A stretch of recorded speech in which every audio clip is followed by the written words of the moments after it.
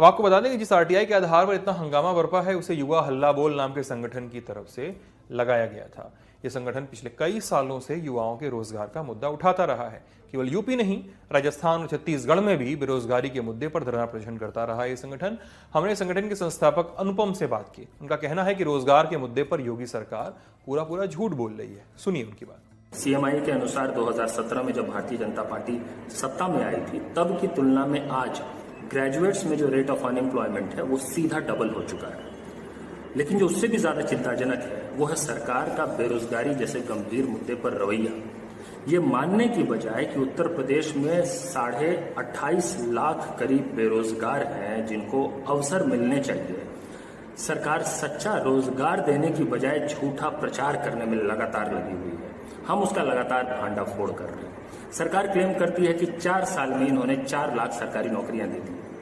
जब आरटीआई से ये पूछा गया कि इन 4 लाख सरकारी नौकरियों का विभागवार ब्यौरा क्या है, तो प्रदेश सरकार का जो कार्मिक विभाग है उनका ही कहना था कि उनको ऐसी कोई सूचना नहीं है, कोई जानकारी नहीं है, विभागवार ब्यौरा वो नहीं दे सकते। मतलब कि राजनीतिक प्रचार में, प्रोपेगेंडा में, बीजेपी के और सरकार के प्रचार में जो आंकड़े आ रहे हैं उन आंकड़ों का आधार क्या है ये खुद सरकार को नहीं पता है।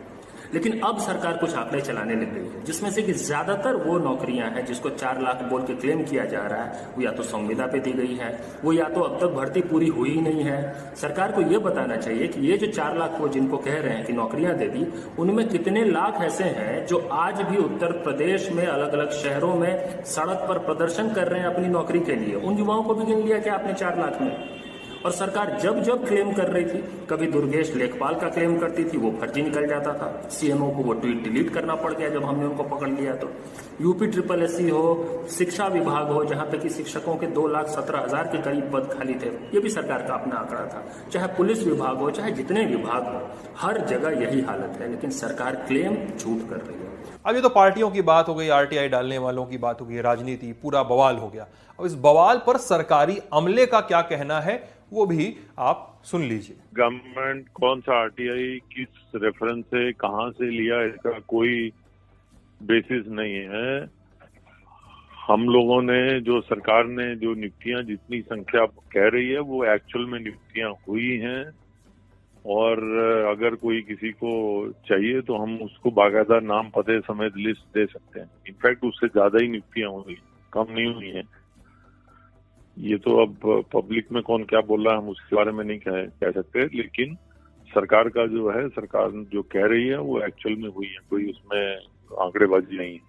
मतलब आप ये कह रहे हैं लल्लन टॉप से कि अगर कोई कहेगा तो आप पूरा एक लिस्ट दे सकते हैं जिसमें नाम पता सारी जानकारी होगी, लोग वेरीफाई कर सकते हैं। जी, हम तो अभी ऐसा है, हम लोगों ने, सरकार ने, हमने जो एमएसएमई में बैंकों से लोन मिला के लगभग 1,60,00,000 से ज्यादा लोगों को जॉब्स मिली हैं प्राइवेट एंटरप्राइजेज में, हम उनके ही नाम पते देंगे। अब सरकार के अपने दावे हैं और विपक्ष के अपने आरोप, वहीं हल्ला बोल जैसे संगठनों की अपनी शिकायतें भी हैं, छात्रों की अपनी, रोजगार पाने वालों और रोजगार के लिए आंदोलन करने वालों की अपनी शिकायतें। इस सब में एक बात समान रूप से है और वो है रोजगार का मुद्दा। सरकार चाहे कांग्रेस की हो, बीजेपी की हो या अन्य पार्टी की, किसी भी पार्टी की हो, युवाओं के रोजगार पर सबसे ज्यादा ध्यान होना चाहिए। इस पूरे तंत्र में साफगोई और जवाबदेही भी होनी चाहिए। अब आज के लिए इतना ही। आप अपना खूब ख्याल रखिए, कल फिर मुलाकात होगी। Good night.